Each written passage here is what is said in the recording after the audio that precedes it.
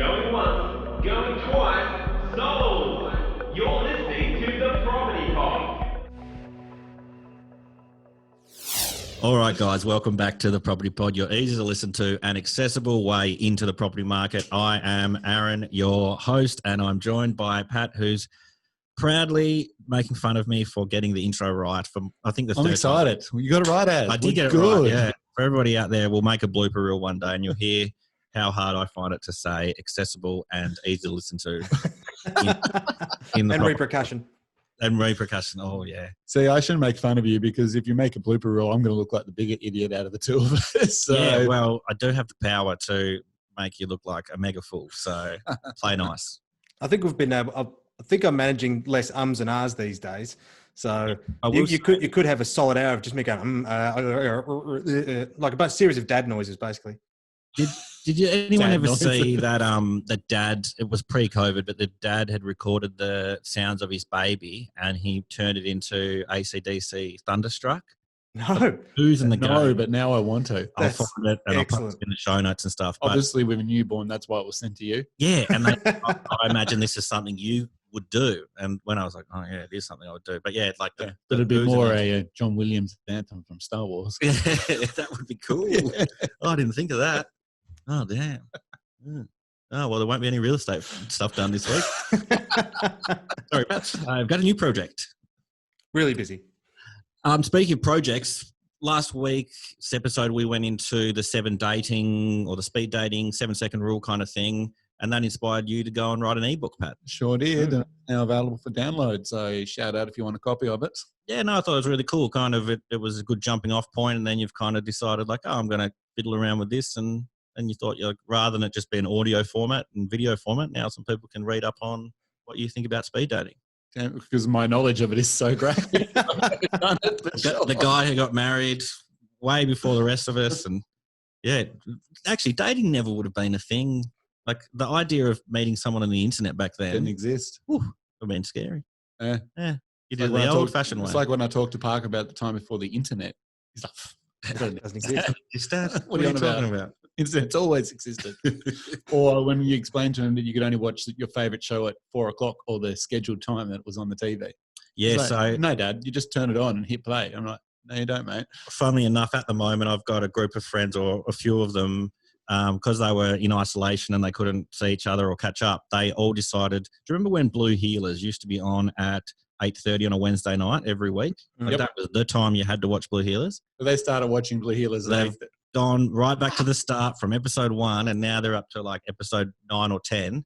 But you can't like jump ahead. You just have to wait till Wednesday at 8:30 from Blue Heelers and you watch it all together. And so then afterwards you'll talk about the episode. Oh, how good was Senior Sergeant Croydon last night? Like Maggie Doyle, she's a go-getter. God, I remember the most painful time slot for me was the 8:30 in the morning because usually the best show on the Cartoon Network started at 8:30. And so I'd be trying to watch it and push it as close as I could before I had to run out the door to get to school. And of course, then you had to do the videotape. So we're trying to set the time and make sure that I could record that episode on that same videotape. I think one of the most difficult ones was the first time. One of them was Sailor Moon and Dragon Ball Z. The first time that ever came out, I was wrapped. But then I realized what happened with Dragon Ball Z. I got over it. Is nothing happens. It's like 50 episodes of them just going, "I've got more power." No, I just stand there and power up for the whole episode. Yeah, it was this ultimate build up, and it just I just gave up on it. I know it's way off topic and we're in a wormhole here, but have I ever told you guys about the when my dad used to tape VHSs on like movies on TV? You know how he used to cut out the commercials? Yeah. So my dad used to watch the movies and like decide whether I could watch them. So to tell the story, Ace Ventura, Pet Detective. Yep. You know the scene where him and Courtney Cox finally sleep together and all the animals start... in the jungle. Yeah. The song. Yeah. Okay, so in the version of Ace Ventura I saw, Ace never slept with Courtney Cox. He paused it out. He paused that out. So, oh, no! And another one, True Lies. Yeah. Dance that Jamie Lee Curtis does for... for Arnie. That never happened. Never happened. And James went building. Next thing you know, she's getting thrown in the back of a van. So Dad would censor the movies on TV. It wasn't until I was like 20 and I'm watching a DVD copy of True Lies. I'm like, oh, what is this?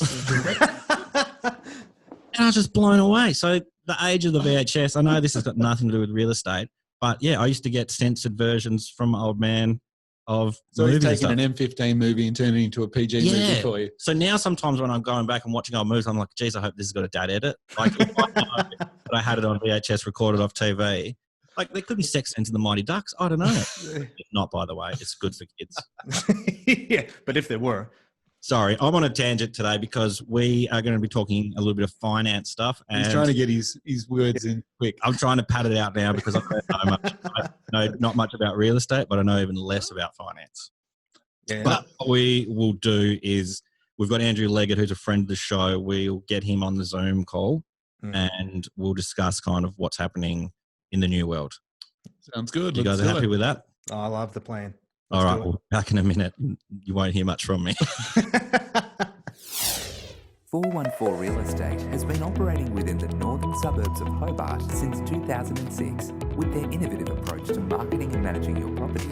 They have all your property needs covered. Find out more by visiting them today at 414.com.au.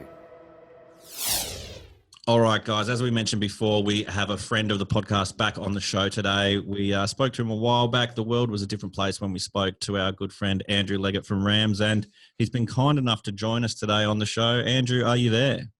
I'm here. Thanks for having me, guys. Not a problem, mate. Always a pleasure. We actually, just for everybody, we haven't mentioned this yet, but we were going to record yesterday, but we got a text from Johnny Mack saying, oh, boys, I am going to the dentist. Can you just fluff for me? Yeah. He said, oh, well, let's just call Leggett and get him to be the John McGregor for that day. Well, we've Yeah, both got equal beards, brother, so it would have worked fine. COVID beard. Speaking of COVID beards, how have you gone through the pandemic? How's everything kind of fared for you and the family? And It's been a little bit challenging, but we're definitely out on the other side now. So kids are back at school. I'm back at work 5.5 days a week, which is good. Working from home was definitely not my thing. I hated working from home. It was absolute bullshit. I'm just going to put it out there. I don't care. You like being in the office and on the road, do you like it as well? Yeah, I do. Yep. I hate being locked in the house with my kids. yes, It's great having kids. No one had bloody gone through COVID when they said that to you. That's right. No, it's challenging. You know, you're jumping on Zoom meetings and WebExes, and you've got your youngest child asking for snacks at 9 o'clock in the morning. So, yeah. Is it 3 you've got, Andrew? Yeah, I've got 3 girls. What are their ages? So the eldest just turned 9, a 4-year-old and a 2-year-old. So you were doing the homeschooling stuff while it was all going down? Yeah, for 2 of them. Yep. How did it feel being a teacher and a finance broker? Well, particularly with Stella, the eldest, I was sort of going through the modules and scratching my head thinking, I need to learn this before I can teach it. That's like me back in the day when I was a teacher. I'd be scratching my head at night time trying to work out what I was trying to explain the next day. So the plan kind of today is we reached out to you to kind of just get a feel for the financial side of things now that that COVID's hit and there's kind of buyers out there and sellers, or I guess the world's kind of getting back to normal. I guess what we were really interested in finding out is with everything that's happened over the last sort of, 3 or 4 months, has it made a huge difference to how people can borrow money, buy homes? Is it even possible for a first home buyer to get a loan these days, or is it the banks really tightened up? Like, what is the sort of situation in the finance world, I guess, when it comes to first home buyers and people trying to lend to purchase property? Look, there was definitely a degree of tightening with lending guidelines and policies. I wouldn't say that it's impossible for a first home buyer to be getting a loan, but it's something that's moving every day. So we've been dealing with JobKeeper payments and how banks are going to be treating those. People cashing out their super and wanting to use that towards funds to complete and deposits. And then the most complex layer recently, as you gents would know, would be the home builder grants and how we're going to treat those. So it's evolving every day, So it's been tricky on our side because it's hard to sort of let a client know what we can and can't do with them at the moment. So we're getting information sort of every day.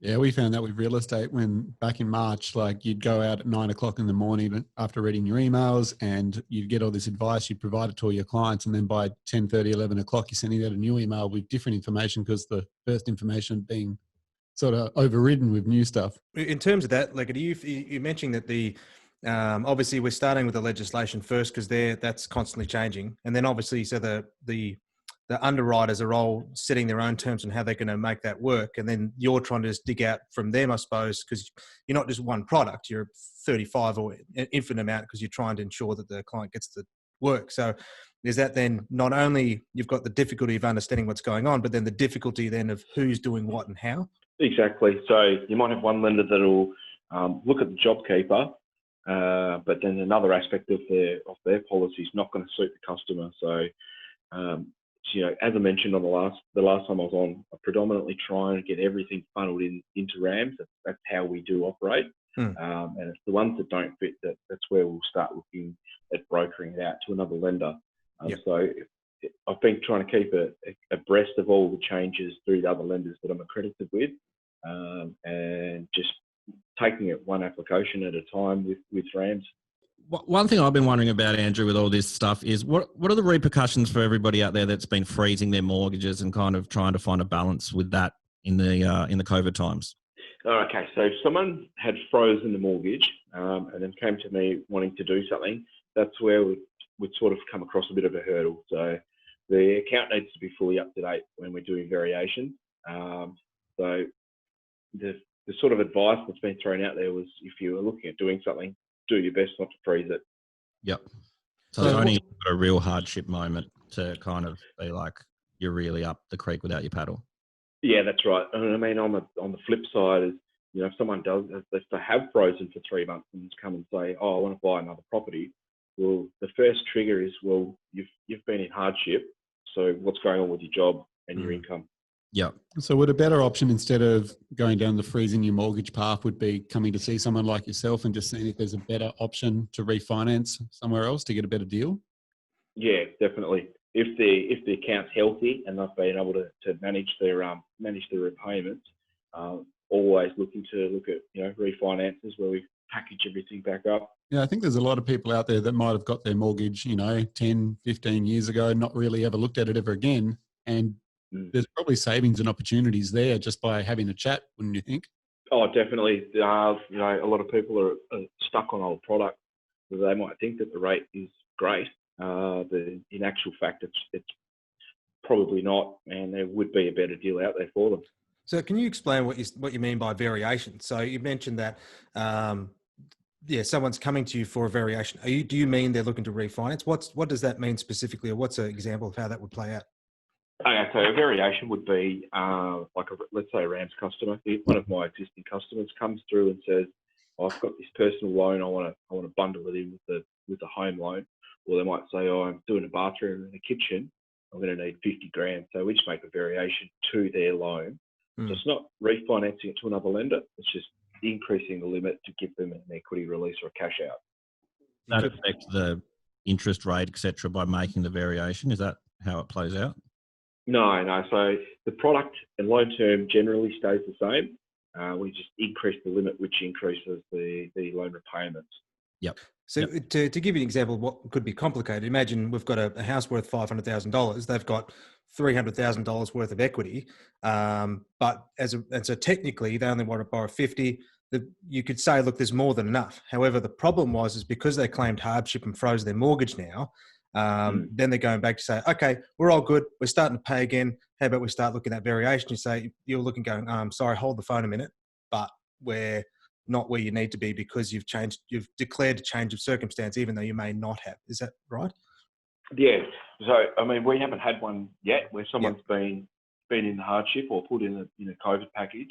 But from conversations that I've had, when these people do start coming back and trying to do things, they're going to have needed to fix the account back up.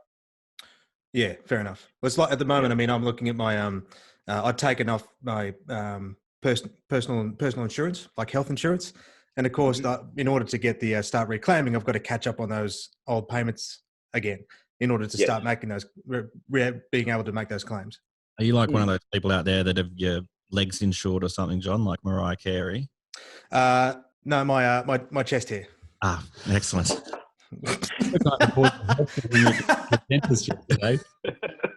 Well, what's it been like when things first started for you, Andrew?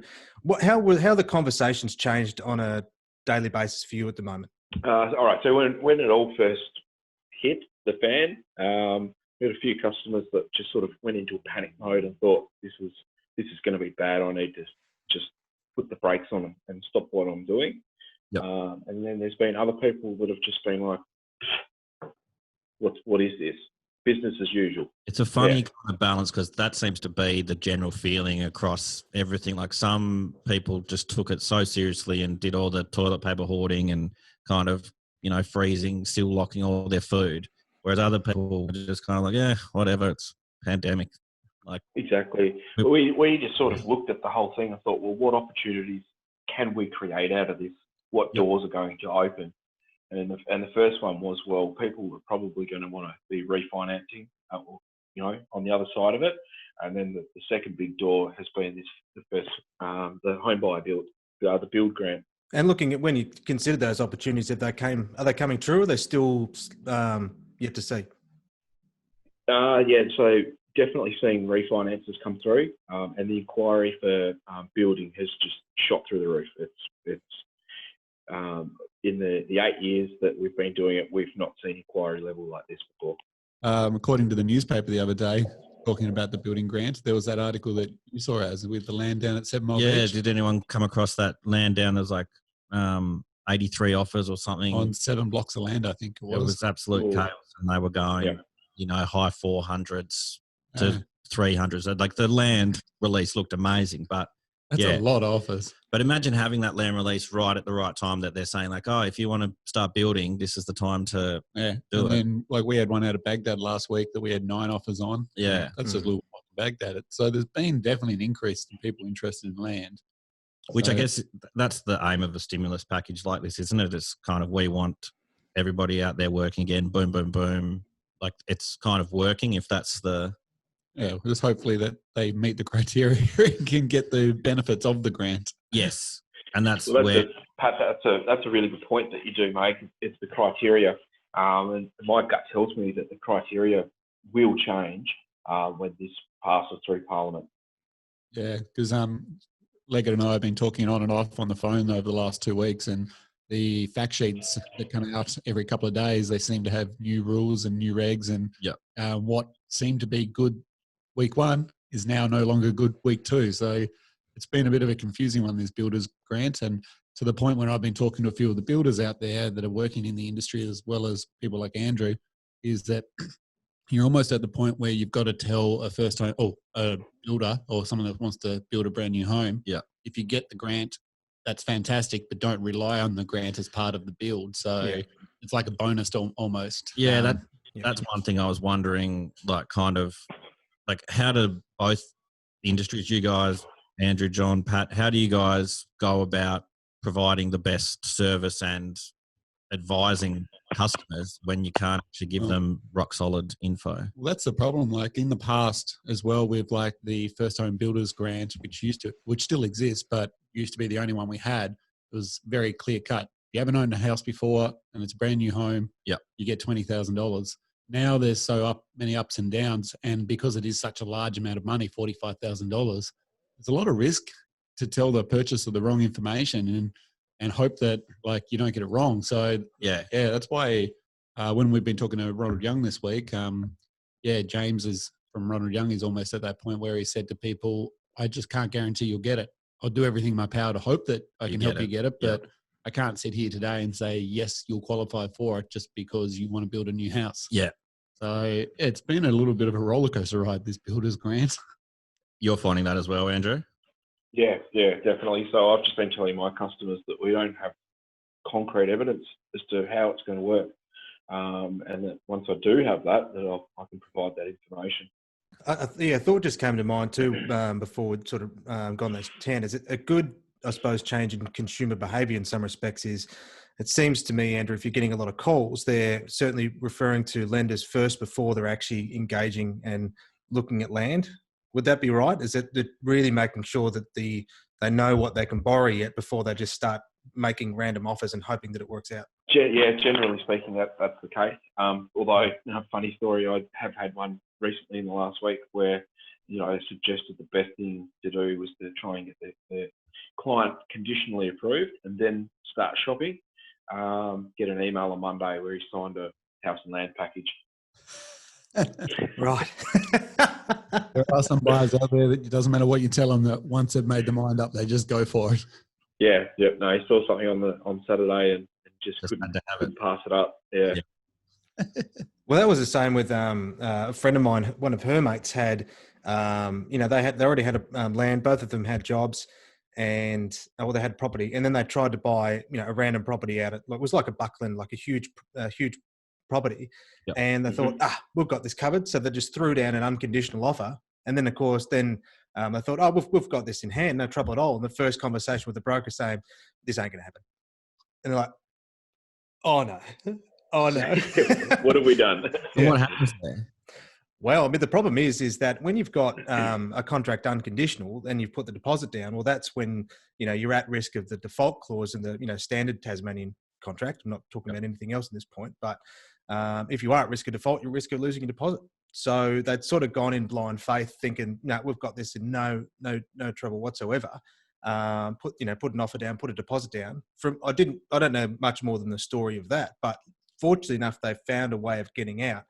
And, sometimes it can be at goodwill of the owner just saying, well, look, I know you made a mistake. Let's move on. We've got other opportunities. But sometimes, there can be just a hard fought case to who someone loses money. It's just unadvisable. Put it that way. I'm putting all your money on red. Like I've got 20 grand, I'm putting it on red. Yeah. And we'll just see what happens. And that's where then, of course, that is, a much more complex structure for loaning, because there's a small, there might be a sole trader or, so there's a little bit more there. They've got to trying to get equity. They might not have, someone's changed their work hours. She was pregnant. There's just so much to it where they thought, no, it will be like last time, but it just, wasn't the case.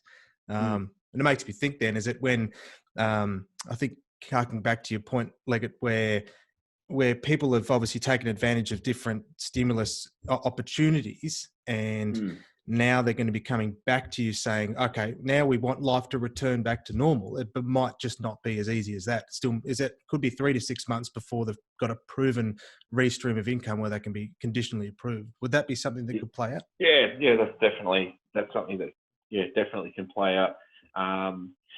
There's so many scenarios and so many different things going on. It's different from person to person. Some people have just been so terribly affected by COVID, and then there's other people that have were stood down with their jobs but have been redeployed into other ventures, and they've ended up with more hours and better income. So it's hurt some people, and it's put other people in a better position. It sounds to me like, correct me if I'm wrong, but even though we've got, we're professionals and people are looking to us for specific advice in the specific field of expertise that we have, but I've never been more uncertain in providing advice than I ever have been before, because take that case in point with the block of land with the 7 Mile Beach.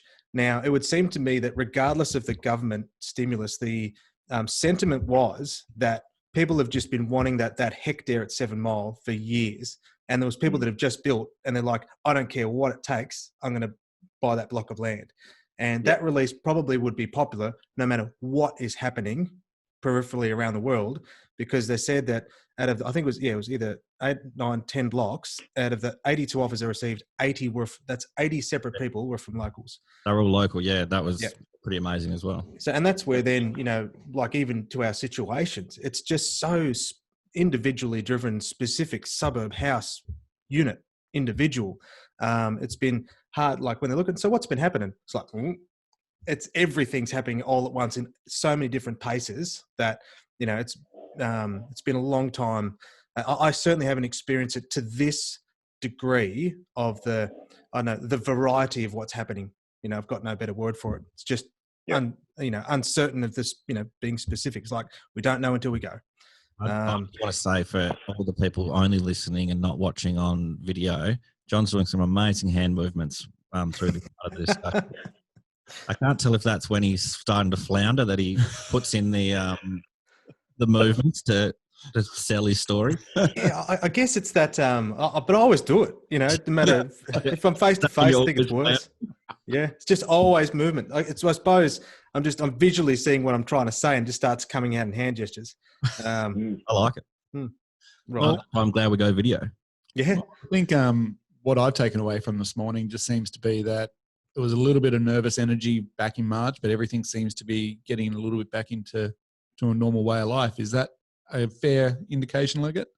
Yeah, it is now, definitely. So, as I said, the rate of inquiry it's climbing through the roof.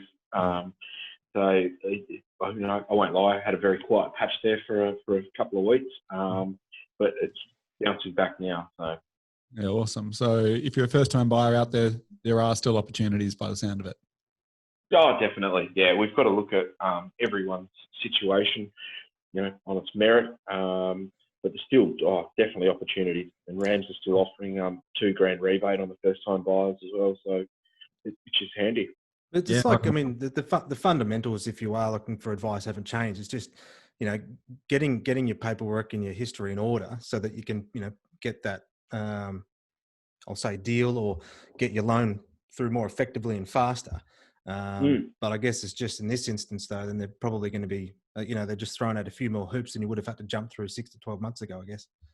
Yeah, definitely a couple. There's been a few, and I've got a few customers now that I'd call, put them on lay-by. So they're not quite ready now, but yeah, you've just got to explain. You've got to massage a few bits and pieces, and I'll be in contact with you in 4 weeks, 8 weeks, however long it's going to be. So they're close, but not quite there. I think that's a good point there where, lay-by is just a fun word for it. But what you're really talking about is you're assisting them with a plan. Because like, hey guys, we can make this work. Not today. Don't be discouraged. Do what you're doing. Make this couple of changes for the next 3 months. Come back and we're ready to rock and roll. So in that instance, then they're not shooting in the dark, hoping they're going to get it to work. They've come to you and you make these specific moves and we can make this work for you. Exactly, John. Yeah. Yeah. Well, I'm going to make a specific move now to wrap this little section up. I can tell that Andrew's got some people to go contact for the rest of the day. I do. One that Pat sent me. Yeah. Well, you'll be getting that one very shortly. And some snacks to hand out to your daughters as well. Sounds good. No, we really appreciate your time, mate, and it's always great to have you on. And the next time John's at the dentist, we'll reach out to you because we know that you're always good to go on the Property Pod. Always, mate. Always happy to come on. Beautiful. Thanks, mate. Another drama. Thanks, guys. See ya. As a family-run business, First National Real Estate McGregor understands that the property market can be stressful. However, with a strong team in both sales and rentals, we are here to guide you through the property maze. Find out more today at mcgregorfn.com. Awesome. That was good. That actually wasn't as scary as I thought it was going to be. You actually spoke more than I thought you would. I kind of spoke more than I thought I did, but I think I got as little info as I could get in without sounding like an idiot. It's hard to drive a conversation when you have no idea what you're talking about. Oh, tell me about it. Yeah. Oh, that's you every day. I do it all the time, man. Well, we mentioned you. Don't they say do you make it? Yeah, that's what I've been doing for the last 2 years working for you, but... I think that the point is that, remember, I got called out every time I spoke about economics in those other episodes. You just sound like you know what you're talking about, and then someone will correct you later. So, yeah. Or they'll start to doubt it themselves and think, shit, that's not what I thought it was. Yeah, exactly. Well, we thought this was a good podcast. Yeah. We just keep doing it. That's it. You just keep doing it. Hey, it was always for the fun of the podcast for us and the learning journey that comes with it. Oh, look, and we laugh every week, except for, I haven't told you about this one. You know, my grandma that comes up all the time on the podcast? Yeah. After we had the one that we didn't feel that good about. And the economics episode. I was around there for dinner and she's just turned to me. She's like, Aaron, that episode was crap. Oh, she emphasized the crapness of it. Jeez, it's bad when you get burned by your own grandmother. And so I went again and like last week and I said, oh, I was scared. Like, what if Nan tells me it's crap again? I get there and she's just like, no, much better. And I was like, oh, Excellent. Like I know she loves the Candy Crush and using the iPad. Don't teach her how to write a live blog that can go out there. She'll start reviewing every episode. We'll get trolled by it. No, we love you, Nan, and we love the feedback. It was very, very helpful to know that we knew we were crap, but it stung even deeper to know that you felt it was crap. It was just the point. If our podcast was the stock price, that was our lowest jump. We're on the incline again. We had a dip. And what I like now is we've got a level to benchmark off. Yes. On a level of 10 for fantastic or 0 Aaron's and Nan's crap. Yeah. Well, we'll find out next week. I'll ask her where this episode sits in the scale, and hopefully we haven't flattened the curve too much. 100%. All right, gents. Awesome, guys. Thank you again, much. Andrew Leggett from Rams. I'll pop in some info on how you can reach out to Andrew and all the team at Rams. Always happy to be on the pod. And next week we've got another guest, so that should be good as well. Yeah, so we'll keep that a secret just for the people listening. All right. Join us next week for the secret guest. Yeah, we need a silhouette now of what they might look like an Alfred Hitchcock kind of style. Okay, well, we can make that work. All right, guys. We need to go and do work. There you go. It's always good ending on a bad joke. See you, boys. See ya. You have been listening to The Property Pod, produced and edited by 414 Media House in conjunction with 414 Real Estate and McGregor First National Proprietary Limited. This podcast is general information only, and the thoughts and views expressed is the opinion of our panel, and listeners should always seek and use their own investigation into any topic we discuss to ensure they fully understand their own situation. It does not constitute and should not be relied on as purchasing, selling, financial or investment advice or recommendations, express or implied, and it should not be used as an invitation to take up any agent or investment services. No investment decision or activity should be undertaken on the basis of this information.